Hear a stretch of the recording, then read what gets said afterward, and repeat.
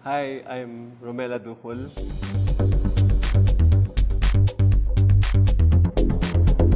Na-amaze ako kasi ine-expect ko kasi nung time na nag-test drive ako is yung T2. Na-amaze na ako sa T2, expect ko yun yung kukunin namin. Pero mas binigyan pa ako mas higher, which is yung T700. Kaya and then nag-research ako. Sobrang grateful ako. Nabigla ako dahil dineliver siya rito tapos nakabalot pa.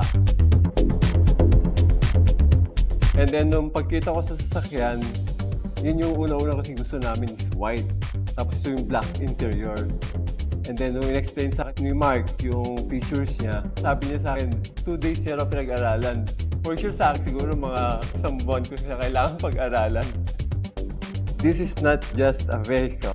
This is a premium mobility and vision. Go beyond the horizon.